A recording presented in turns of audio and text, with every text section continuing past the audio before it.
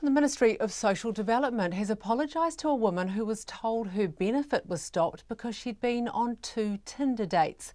The solo mother of 3 who lives in South Auckland voluntarily declared she'd been on 2 dates with a man who'd paid for dinner and a movie. Her case manager at Work and Income said that could be considered a dependent relationship.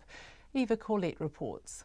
The woman, who RNZ has agreed not to name, told her WIN's case manager late last month about the 2 dates with the same man because she wanted to be upfront. She pulled out from her desk just a card saying, this is what we class as a relationship. She then asked me on my dates, did he financially pay?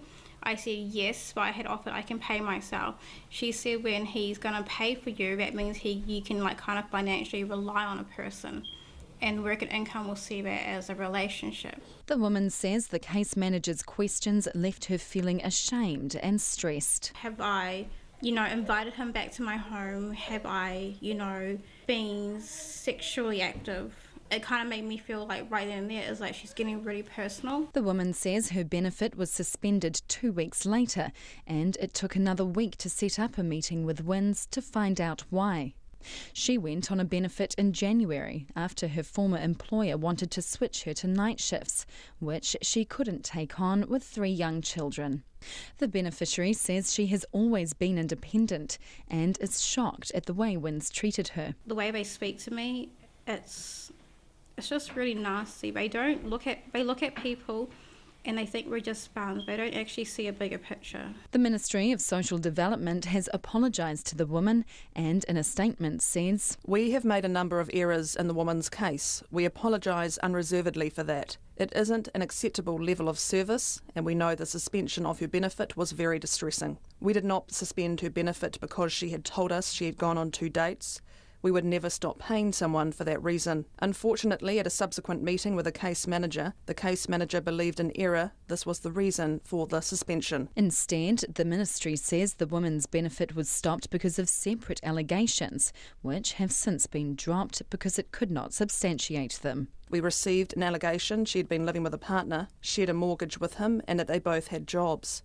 Secondly, she failed to attend 2 consecutive appointments on April 9th and 10th. But the woman says staff at Work and Income never discussed any of those allegations with her, and she had had no communication about appointments.